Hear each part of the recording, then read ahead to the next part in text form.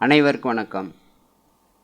ஈரோடு மாவட்டத்தில் காவேரி கரையோரத்தில் இருக்கக்கூடிய கொடுமுடியை பற்றியும் அந்த கொடுமுடியில் அமைந்திருக்கக்கூடிய மும்மூர்த்தி ஸ்தலங்களை பற்றியும் அதன் சிறப்புகளை பற்றியும் இந்த பதிவில் நாம் பார்க்க போகிறோம். இந்த கொடுமுடி எங்கே இருக்கிறது? ஈரோட்டிலிருந்து கரூர் திருச்சி செல்லும் சாலையில் 40 கிலோமீட்டர் தொலைவில் இந்த கொடுமுடி இருக்கிறது. இந்த கொடுமுடி காசிக்கு நிகரானது என்று நம் முன்னோர்கள் பலர் சொல்ல நாம் கேட்டிருக்கிறோம். இப்படி சிறப்பு பெற்ற இந்த கொடுமுடி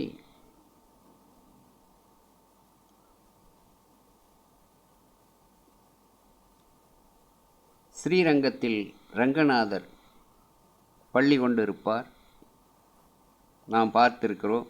அதேபோல் கொடுமுடியில் வீரநாராயண பெருமாள் பள்ளி கொண்டு இருப்பார். அது ஒரு சிறப்பு. இரண்டாவது, இந்த சிவன் விஷ்ணு பிரம்மா சன்னதி காவேரி கரையிலேயே இருக்கிறது. அது ஒரு சிறப்பு. மூன்றாவது, இந்த கொடுமுடிக்கு மாபெரும் சிறப்பு என்னவென்றால், முருக பக்தை வாழ்நாள் முழுவதும் முருகா முருகா என்று பாடி பழனி முருகனை மனதார உளமாற பாடி பாடி மகிழ்ந்தவர். தமிழ் கடவுள் முருகனை இவர் போல் யாரும் போற்றி புகழ்ந்து பாடியவர் இல்லை என்கின்ற அளவுக்கு முருகனை மனதாலும் உள்ளத்தாலும் உருகி உருகி பாடிய அந்த மாபெரும் மேதை KP சுந்தராம்பாள் அம்மையார் அவர்கள் பிறந்த ஊர் இந்த கொடுமுடி. இப்படி இன்னும் பல்வேறு சிறப்புகள் இந்த கொடுமுடிக்கு இருக்கின்றன. இந்த கொடுமுடியில் தினந்தோறும் 1000க்கும் மேற்பட்ட பக்தர்கள் வந்த வண்ணம் இருப்பார்கள். விசேஷ காலங்களில் பெரும் திரளாக பக்தர்கள் கூடி இங்கே மும்மூர்த்திகள் தரிசனத்தை பெற்று செல்வார்கள். இந்த கோவிலுக்கு வர எண்ணுகின்றவர்கள் முதலில் காவேரி நதியில் நீராடி விநாயக பெருமானை தரிசனம் செய்ய வேண்டும். அடுத்து மும்மூர்த்தி சன்னதி என்று சொல்லக்கூடிய அந்த நுழைவாயிலில் முதலில் சிவபெருமானை தரிசனம் செய்ய வேண்டும். அடுத்து தட்சிணாமூர்த்தியை தரிசனம் செய்ய வேண்டும். அடுத்து செவ்வாய் தோஷம் உள்ளவர்கள் சுப்பிரமணிய கடவுளை தரிசனம் செய்ய வேண்டும். ராகு கேது தோஷம் உள்ளவர்கள் துர்க்கை அம்மனை தரிசனம் செய்ய வேண்டும். அப்படியே வெளியில் வந்தீர்கள் என்றால் இடதுபுறமாக மேற்கு நோக்கி சென்றீர்களானால் வடிவுடை நாயகி அம்மன் இருப்பார், அவரை தரிசனம் செய்ய வேண்டும்.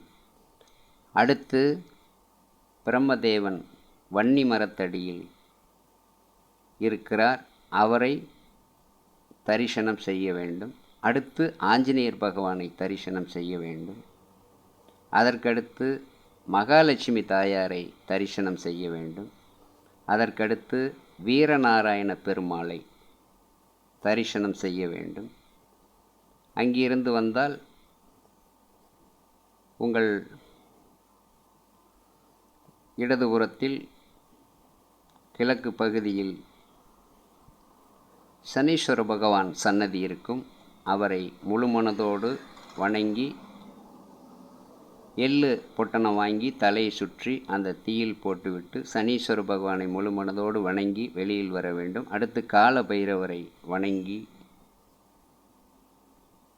வெளியில் வந்தீர்கள் என்றால் 9 நவக்கிரகருக்கும் அந்த நவக்கிரகத்தை வணங்கி ஒரு 10 நிமிஷம் அப்படியே உட்கார்ந்து மும்மூர்த்திகளையும் முழு மனதோடு கும்பிட்டு வெளியில் வந்தீர்கள் என்றால் மனதில் மகிழ்ச்சி சந்தோஷம் ஏற்படும்.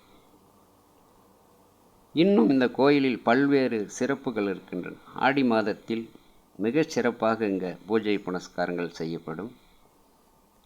அதேபோல் பிரதோஷ நாளன்று இங்கே பக்தர்கள் கூட்டம் அலைமோதும். அந்த அளவுக்கு சிறப்பாக கோயிலில் விசேஷங்கள் இருக்கும்.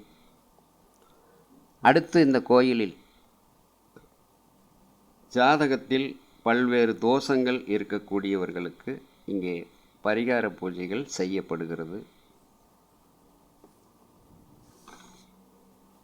செவ்வாய் தோஷ பரிகாரம், ராகு கேது தோஷ பரிகாரம், கலசர தோஷ பரிகாரம், தாரதோஷ பரிகாரம், மாங்கல்ய தோஷ பரிகாரம், சனி தோஷ பரிகாரம், ஆயுள் விருத்தி தோஷ பரிகாரம், பித்ரு தோஷ பரிகாரம், மாந்தி தோஷ பரிகாரம், காலசர்ப்ப தோஷ பரிகாரம், பூர்வீக சாப தோஷ பரிகாரம், இப்படி பல்வேறு தோஷங்களுக்கு அங்கே பிராமணர்களால் பரிகாரம் செய்யப்பட்டு நிவர்த்தி செய்யப்படுகிறது.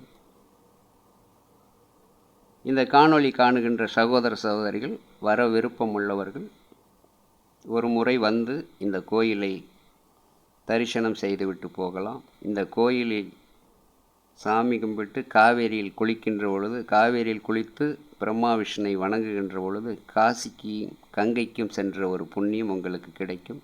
நன்றி, வணக்கம். மீண்டும் ஒரு பதிவில் சந்திக்கலாம்.